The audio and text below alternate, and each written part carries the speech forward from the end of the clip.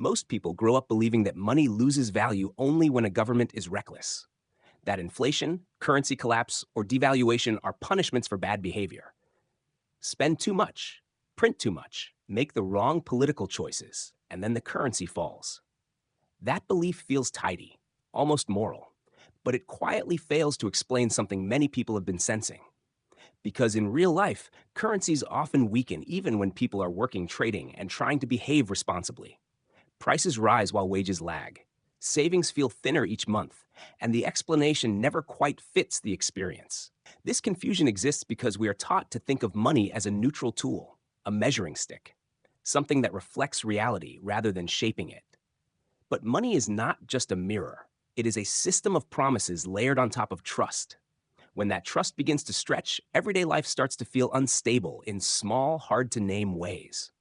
You notice it at the grocery store first, not as shock, but as adjustment. You buy slightly less. You hesitate before certain purchases. You delay replacing things that still work, even if barely. No single price feels outrageous, but the total always lands heavier than expected. That feeling is not imagination, it is a signal. In the case of Iran's currency, the collapse did not arrive as a sudden event. It unfolded as a slow thinning of confidence. Sanctions mattered, yes, but not as isolated forces. They worked by tightening access to external trust. When a currency becomes difficult to exchange beyond its borders, it begins to fold inward. It circulates more aggressively at home, chasing fewer stable goods. More money, same shelves. The result is not chaos at first, it is pressure. A shop owner raises prices not because of greed, but because replacement inventory will cost more next week. A worker asks for higher pay not to get ahead, but to stand still. A saver moves money faster, not to speculate, but to avoid erosion. Each decision is rational in isolation. Together, they accelerate instability. The deeper insight here is psychological. When people sense that money will be worth less tomorrow, time itself changes. Spending speeds up, planning horizons shrink, long-term thinking feels unsafe. The currency does not just lose value, it loses patience. If that pattern feels familiar, it's worth pausing on why. If this connects with something you've noticed in your own environment, you might want to sit with that feeling before moving on. There is a strange paradox many people experience during currency decline. The numbers get bigger, but life feels smaller. Salaries increase on paper, yet purchasing power contracts. Bank balances grow, while options narrow. It feels like motion without progress.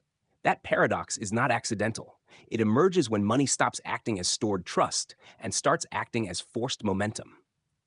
In Iran, repeated rounds of devaluation trained people to expect loss. Not sudden collapse, but steady leakage. The rational response was speed. Convert cash quickly. Buy tangible goods. Trade favors. Anything that holds form longer than currency. You see this behavior in everyday moments. Someone rushes to purchase household items they don't immediately need. Not out of panic, but out of calculation. A family chooses to renovate earlier than planned.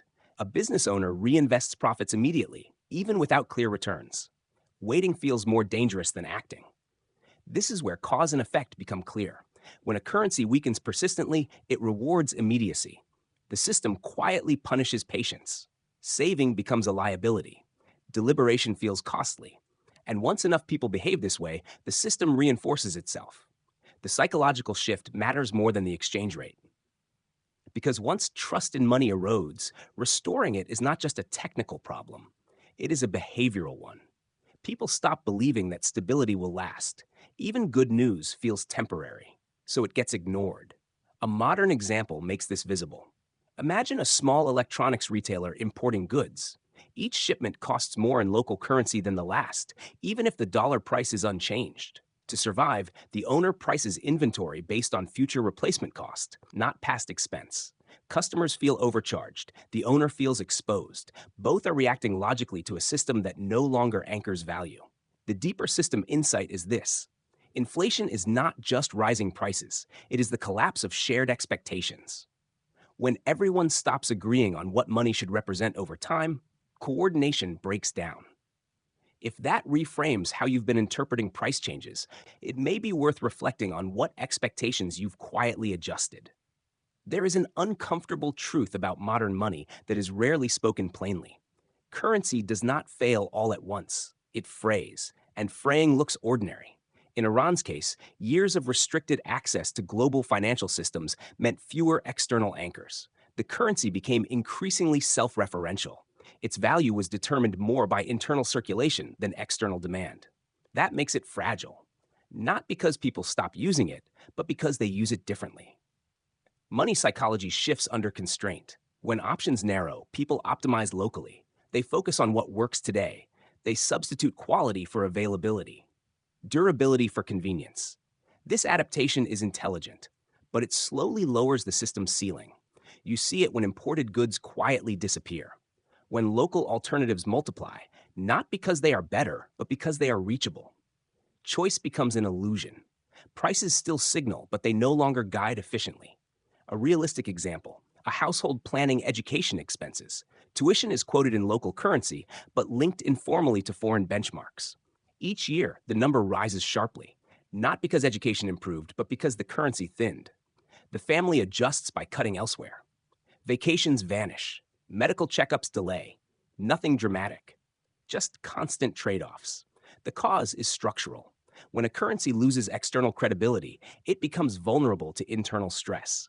The system absorbs shocks by distributing pain quietly across daily life. No single policy announcement explains it. No single villain causes it. The damage accumulates through adaptation. The insight here is subtle. Stability is not the absence of change. It is the presence of trust across time. Once that trust weakens, even rational behavior compounds instability. If this helps explain patterns you've seen but never fully articulated, take a moment to notice how normalization hides structural decay. A question many people avoid asking is this: what happens when money no longer feels like a reliable reference point? Not worthless, just unreliable. In Iran, people learn to price things mentally in multiple units: local currency for transactions, foreign benchmarks for value, goods for storage. This mental accounting is a survival skill, but it fragments perception. Life becomes harder to measure. You experience this when budgeting stops making sense, when plans require constant revision, when long-term goals feel abstract because the units keep shifting. It creates quiet anxiety, not panic. A background hum of uncertainty. A modern example: a freelance worker negotiating pay. Rates are agreed today, but real value erodes before payment arrives. The worker asks for adjustments. The client resists. Both feel squeezed. The conflict is not personal. It is systemic. Cause and effect are direct. When money stops anchoring expectations, relationships strain, contracts shorten, trust becomes conditional. Not because people are dishonest, but because the measuring tool is unstable. The deeper psychological insight is that money coordinates belief. When it weakens, society expends more energy just maintaining alignment. That energy comes from somewhere, usually from attention, stress, and reduced creativity. If this resonates, it may be worth observing how often you mentally translate values just to feel oriented. There is a system-level behavior that almost no one explains clearly. When currencies weaken, societies do not collapse. They compress. Life narrows. Iran's currency collapse shows this compression in slow motion. Economic activity continues. People adapt. Markets function. But optionality declines. Risk tolerance drops. Innovation slows. Not because people lack intelligence, but because uncertainty taxes cognition. A small business owner stops experimenting. A household avoids long commitments. A young person delays major decisions. These are not failures of ambition. They are rational responses to unstable measurement. The final insight is this: currency collapse is not just about money. It is about how a system handles time. When tomorrow feels less predictable, the present consumes more resources. Systems become reactive instead of reflective. Understanding this does not offer escape. It offers clarity, and clarity matters because it prevents misplaced blame. It explains why effort can coexist with stagnation, why motion does not guarantee progress. If you felt this compression without knowing its source, it may help to name it. Across this discussion, a few realizations quietly repeat. Currency value is trust stretched over time. When that trust thins, behavior adapts, rationally, collectively, with consequences no single actor intends. Iran's experience makes these mechanics visible, but they are not unique. This is not a story of failure or redemption. It is a description of how systems behave under constraint. If this helped you see something more clearly, you can let that understanding settle. And if you want to continue exploring how money shapes perception and behavior, you might look at another Knowledge Flow video on how inflation quietly rewires decision making. If the conversation feels worth continuing, a like or a comment helps keep it going.